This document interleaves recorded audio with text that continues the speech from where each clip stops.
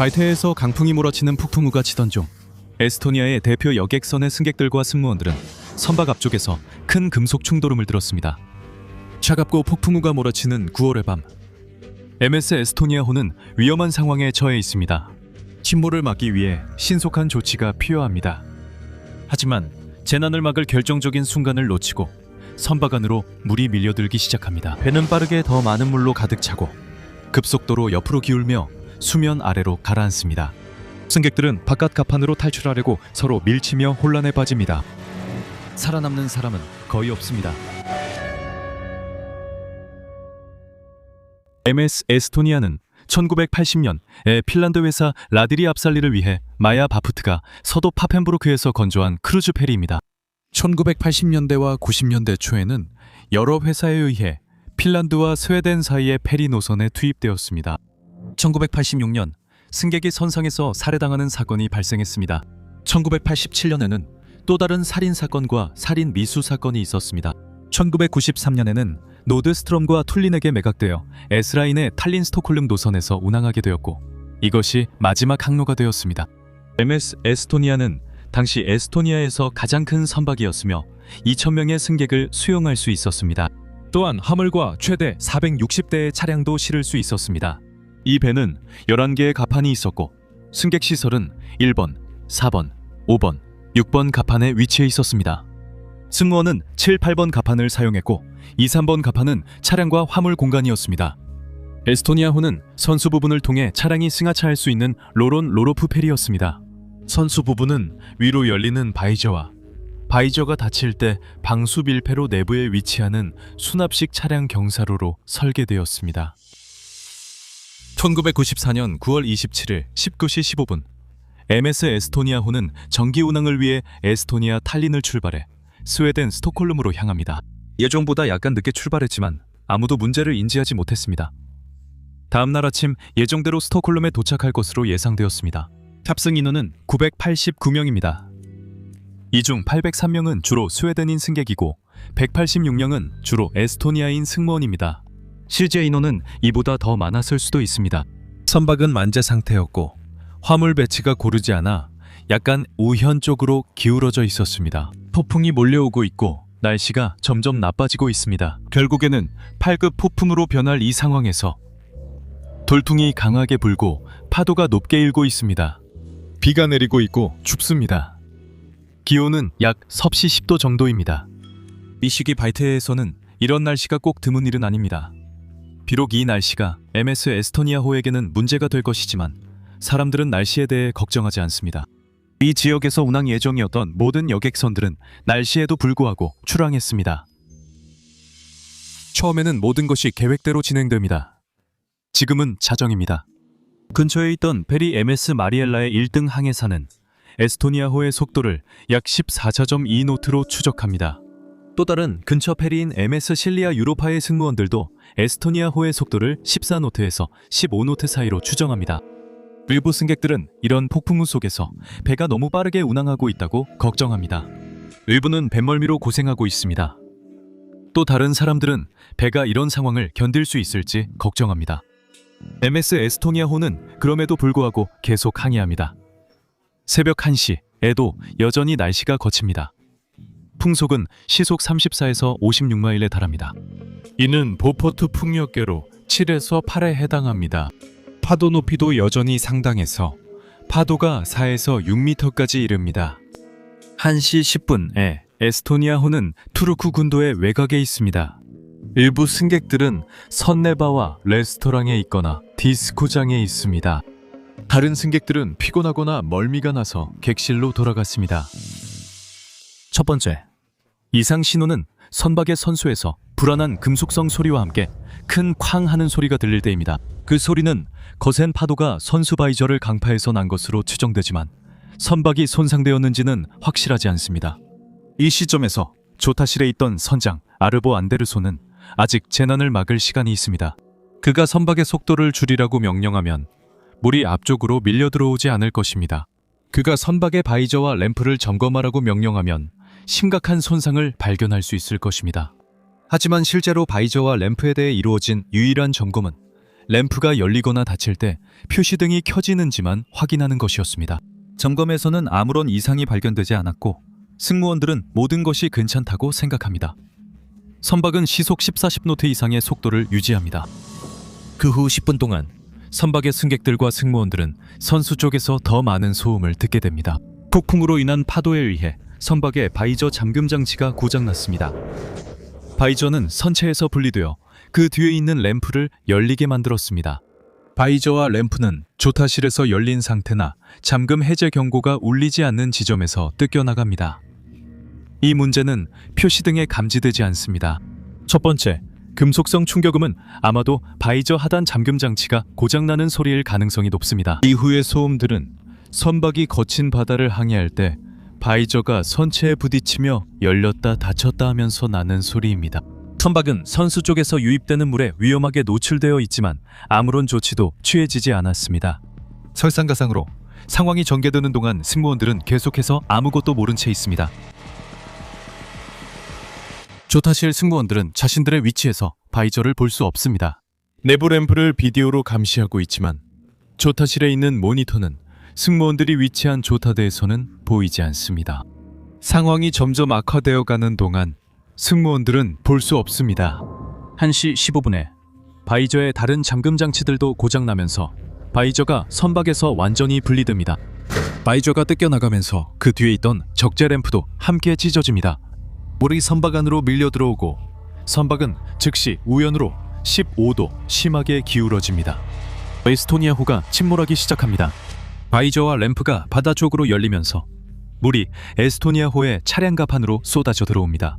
로론노로프 페리인 에스토니아호는 전북에 특히 취약합니다. 이것은 넓게 열린 차량 갑판에 많은 양의 물이 들어오면 재앙이 되기 때문입니다. 차량 갑판이 많은 양의 물을 담을 수 있기 때문만이 아닙니다. 이것은 자유수면 효과 때문이기도 합니다. 이것은 넓은 열린 갑판 위에서 물이 소용돌이치며 움직일 때 배가 파도에 의해 기울어진 후 스스로 균형을 되찾는 능력을 방해하는 현상입니다. 에스토니아호는 자유수면 효과로 겪고 있으며 빠르게 물이 유입되고 있습니다. 수위 상승과 함께 선박이 점점 더 기울고 있습니다. 배는 빠르게 수면 아래로 가라앉고 있고 선내 승객들 사이에서는 필사적인 생존을 위한 탈출이 시작됩니다. 그들은 배에서 탈출할 시간이 몇 분밖에 남지 않았습니다. 배가 기울어지면서 계단에는 승객들이 가득 차고 이렇게 가파른 각도에서는 계단을 오르내리기가 매우 어렵습니다. 가구와 장비들이 승객들에게 떨어지면서 그들을 배 안에 가둬버립니다. 벽이 바닥이 되어버려서 어느 쪽이 출구인지 알 수 없게 됩니다. 승객들은 공황에 빠져 탈출하려고 싸웁니다. 어떤 사람들은 얼어붙은 채로 그 자리에 머물며 무엇을 해야 할지 몰라 합니다. 다른 사람들은 꽉 막힌 복도를 통과하지 못합니다. 많은 승무원들이 승객들이 탈출할 수 있도록 도우려고 애쓰며 가파른 통로에서 서로를 끌어내기 위해 인간 사슬을 만듭니다. 하지만 결국 수면까지 올라오는 사람은 거의 없습니다. 조타실에 있던 승무원들이 상황을 수습하려고 하지만 이미 너무 늦었습니다. 0시 20분 에스토니아호에서 생존을 위한 아수라장이 벌어지는 가운데 승무원들이 마침내 경보를 울립니다. 선내 방송 시스템을 통해 조용한 여성의 목소리가 에스토니아어로 경보, 경보, 선박에 경보가 울리고 있습니다 라고 외칩니다. 이후 곧바로 승무원들을 위한 내부 경보가 울립니다. 1분 후 일반 비상 신호가 울립니다. 0시 22분에 선원들이 메이데이 신호를 보내려고 시도하지만 명확한 메시지를 전달하는데 실패합니다. 유로파 에스토니아. 실자 유로파 에스토니아, 여기는 실자 유로파 60번 채널로 응답합니다. 메이데이 호출은 몇 가지 중요한 정보를 전달하기 위해 표준 형식을 따릅니다. 메이데이, 선박의 이름, 위치, 비상 상황의 성격, 그리고 탑승 인원 수를 포함합니다. 에스토니아, 메이데이 호출합니다. 메이데이. 이 모든 정보가 16번 채널로 방송된다면 근처에 있는 모든 선박들이 상황의 심각성을 정확히 알고 어떻게 대응해야 할지 알 수 있습니다. 에스토니아, 실자 유로파, 메이데이를 호출하셨습니까? 이 정보 중 일부가 누락된다면 대응이 상황의 심각성에 비례하지 않을 수 있고 더 많은 정보를 수집하는 동안 지연될 수도 있습니다. 에스토니아, 무슨 일이야? 대답할 수 있어? 에스토니아는 MS 실리아 유로파에게 호출을 보냈고 그 선원들과 연락이 닿은 후에야 에스토니아의 무전수가 메이데이라는 말을 했습니다. MS 실리아 유로파의 무전수이자 1등 항해사인 타요 사펠린이 영어로 대답합니다. 에스토니아, 메이데이를 호출한 건가요? 그 후 에스토니아의 3등 항해사 안드레스 토메즈의 목소리가 에스토니아에서 이어지고 대화는 핀란드어로 전환됩니다.